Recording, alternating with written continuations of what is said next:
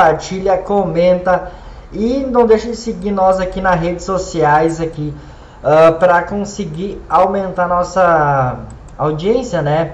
E a gente vai fazer então um panorâmica do que está acontecendo aí no mercado, o que aconteceu na terça-feira, o que pode acontecer então hoje devido ao pregão, tá?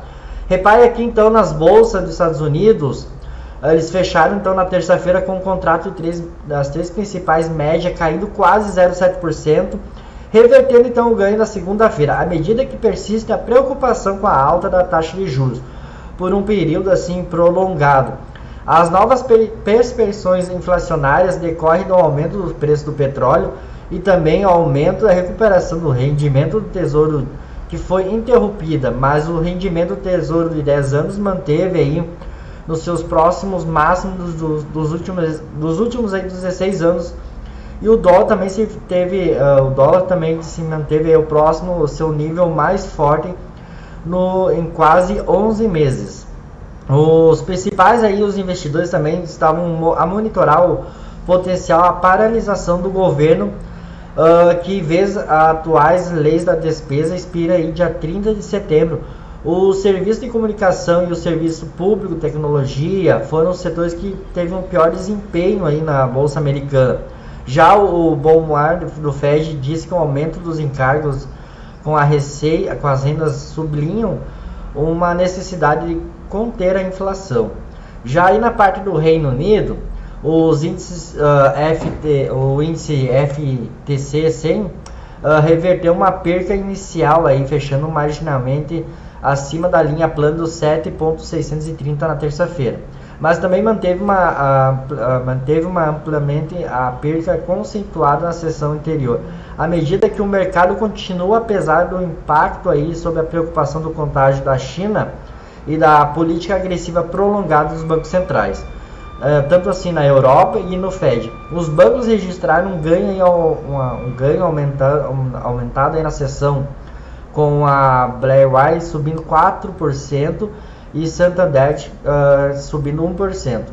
Por outro lado, ali as ações como a exposição à China ali afundaram depois da Evergrande e a Renegade terem impedido um pagamento aí dos novos títulos e aumentando a preocupação sobre a saúde financeira do sistema do país, liderando em queda então para as mineradoras industriais, quando o Rio Tinto e Anglo da American caíram 0,6%.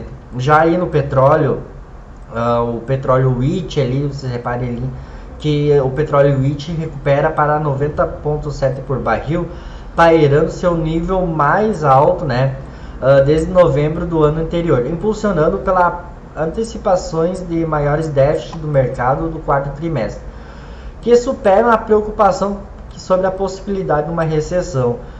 Os preços de petróleo subiram mais de 25% no final de junho, prevendo que se atingirem seus níveis trimestrais desde o início aí de 2022.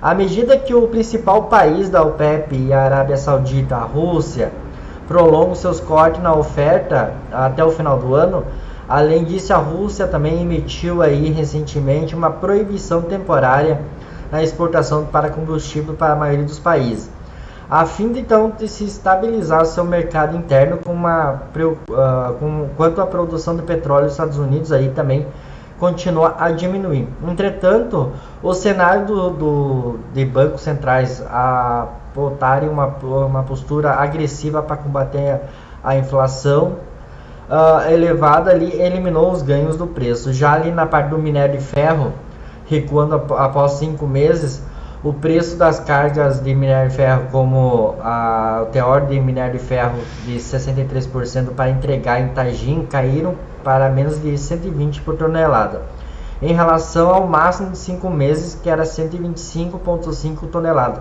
registrado aí dia 15 de setembro. Devido à crescente preocupação e da instabilidade por parte da incorporadora imobiliária chinesa, a falha do pagamento dos títulos por parte da Evergrande e da Covent Garden gerou um novo temor de contágio financeiro no setor, prejudicando então as perspectivas materiais da construção e as perspectivas fracas da construção levou a siderúrgica eliminar a produção, com a produção caindo 4,8% na comparação mensal em agosto, prejudicando então a atividade de compra aí do minério de ferro. Além disso, as usinas também favoreceram as incorporações de minério de ferro de menor qualidade da China para reduzir o preço dos insumos e aumentar a margem, pressionando então o bear market dos concorrentes em todo o mundo. Já que nas bolsas brasileiras, então, que também repercutiu bastante, o Ibovespa ontem caiu 0,8% abaixo do seu nível de 115 mil pontos, como eu tinha dito aí nos stories, quem me acompanha, ampliando as perdas da quarta sessão consecutiva, quando os investidores dirigiram ao último dado da projeção da inflação. A inflação global tem dado aí, então, nos mercados no mês que superou a expectativa de um aumento de 5%, enquanto a última ata do cupom enfatizou uma resiliência aí na atividade econômica no Brasil. E a prevalência aí dos riscos externos e um sentimento negativo impulsionando a preocupação aí sobre um potencial aperto monetário ali nos Estados Unidos. Questões do mercado imobiliário chinês, né, como a gente já tinha comentado anteriormente, continua a exercer a pressão descendente sobre as ações brasileiras. Tanto como a Vale, a gigante mineradora, sofreu então uma perca de 1,2% em queda do seu preço do minério de ferro. Já a Petrobras aí também foi afetada pela queda do preço dos commodities, que sofreu uma redução de 1,6%, enquanto isso, né, as centrais elétricas brasileiras deram um apoio registrado de ganho de 4,6%. Então o nosso mercado estava caindo treinamento aí. Repare que só o setor de energia estava em alta. Já agora nos futuros abertos aí às 8h15, os futuros Dow Jones, S&P e Nasdaq estão subindo no 0 a 0 aí. O Dow Jones está subindo 0,25%, o S&P sobe 0,35%, o Eurostock aqui está 19%, a China futuro está subindo 0,42%, em comparação à sessão anterior aí a China fechou aí no mercado de 0,16%. Já a Arábia Saudita, né, com o preço do petróleo ali e diminuindo a produção do combustível, está aumentando a sua posição em bolsa aqui com uma subida de 1,34% no futuro. Já o Tesouro T10 e o Tesouro Americano T30 estão, né, agora ele está no 0 a 0, né? Mas antes de abrir aqui às 8 horas, ele estava em ponto 1,19 negativo. Ele deu uma leve corrigida. O que acontece? Os investidores, com o temor da recessão global, a inflação, mais o problema da dívida dos Estados Unidos ali, que provavelmente poderão ter uma parada técnica, que eu acho que isso vai ser impossível de acontecer. Todo mundo conhece a história dos Estados Unidos. Se eles atingem a dívida aí, vamos aumentar o teto da dívida, né? Simplesmente é só aumentar. Então os investidores estão fazendo o quê? Em vez deles se alocarem em ações, eles estão se colocando em títulos americanos. E isso está pressionando muito o dólar.